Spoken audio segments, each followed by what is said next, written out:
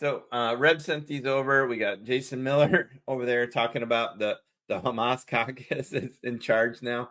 Basically, you didn't go with the Jewish guy. You went with the guy who is putting up Somalia flags for a state flag. All right, chaos with our economy, chaos in the street, chaos at the border. We got the Middle East starting to go. Kamala Harris doubled down on her radical liberal agenda. Be afraid, be very, very afraid. And then Stephen Miller pointing out that they didn't go with Shapiro, instead went with a hater. This is treasonous cowardice act, exiling Shapiro for a socialist, and that's being kind. And Biden is fuming. Now, so this is where it's taking another turn.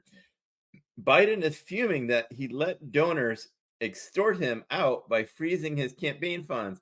So now Stephen Miller is saying, look out for Biden. He's mad. He's mad. And we're going to get into some other things. Reb pointed out that he posted this at 5:05, probably a little 5:5 wink and nod from Stephen Miller as well.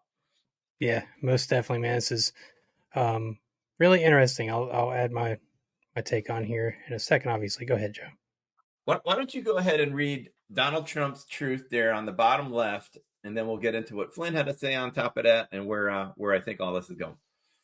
Indeed, man. So, the Trump truth that General Flynn is replying to, Trump says, "What are the chances that crooked Joe Biden, the worst president in the history of the United States, whose presidency was unconstitutionally stolen from him by Kamala, Barack Hussein Obama, crazy Nancy Pelosi, shifty Adam Schiff, crying Chuck Schumer, and others on the lunatic left, crashes the Democrat National Convention and tries to take back the nomination, beginning with challenging me to another debate?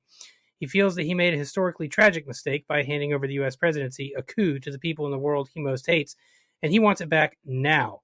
And Flynn replies by saying, "So don't count Joe out yet. Is that the message?"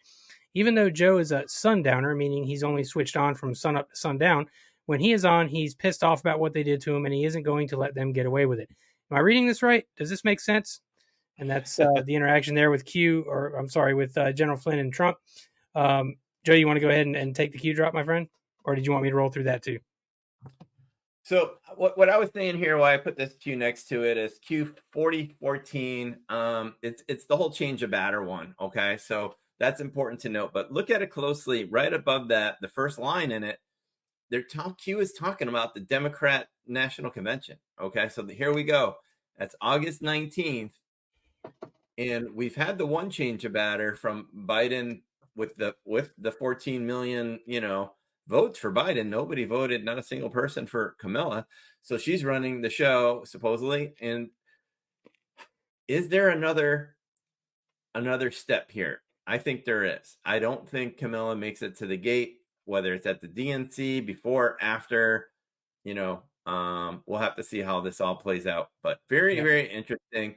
So you got Stephen Miller saying, Joe Biden's mad, look out for him. You got Trump saying, Joe Biden's mad, look out for him. He's going to crash the Democrat national debate.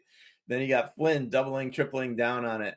Doesn't, does this make sense? Not really. But I really think it's hedging over here about the change of batter.